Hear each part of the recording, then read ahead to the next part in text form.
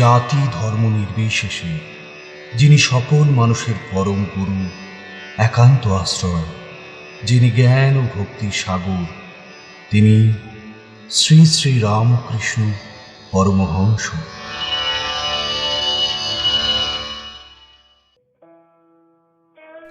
ঠাকুর শ্রীরামকৃষ্ণ কেশব সেনকে একবার বলেছিলেন, ঈশ্বরের হাসপাতালেই হয় আত্মার চিকিৎসা। উপমা দিয়ে তিনি কিভাবে বুঝিয়েছিলেন, চলুন শুনে নিই। বুঝলে হে কেশব, তোমার অসুখ হয়েছে কেন তার একটা মানে আছে। শরীরের ভেতর দিয়ে অনেক ভাব চলে গিয়েছে, তাই ওরকম হয়েছে। যখন ভাব হয় তখন কিছুই বোঝা যায় না। অনেক দিন পরে গিয়ে শরীরে আঘাত লাগে, ব্যথা অনুভব হয়। আমি দেখেছি বড় বড় জাহাজ গঙ্গা দিয়ে দিব্যি চলে গেল, অথচ কিছুই টের পাওয়া গেল না।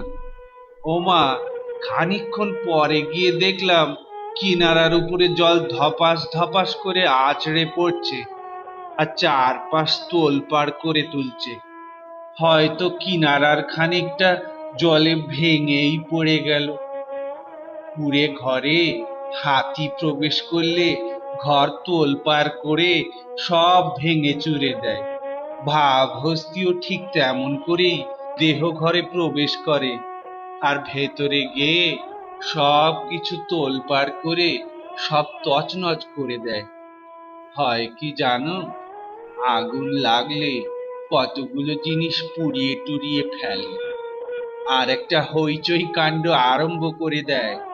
জ্ঞানাগ্নি সবার প্রথমে কাম, ক্রোধ এইসব রিপু নাশ করে, তারপর অহং বুদ্ধি নাশ করে। সব কিছু হয়ে গেলে একটা তোলপাড় আরম্ভ করে। তুমি মনে করছো হয়তো সব ফুরিয়ে গেল, কিন্তু যতক্ষণ রোগের কিছু বাকি থাকে ততক্ষণ তিনি ছাড়বেন না। হাসপাতালে যদি তুমি একবার নাম লেখাও, আর সেখান থেকে চলে আসবার জো নেই। যতক্ষণ রোগের একটু ওষুধ থাকে ততক্ষণ ডাক্তার সাহেব কিছুতেই তোমায় চলে আসতে দেবে না।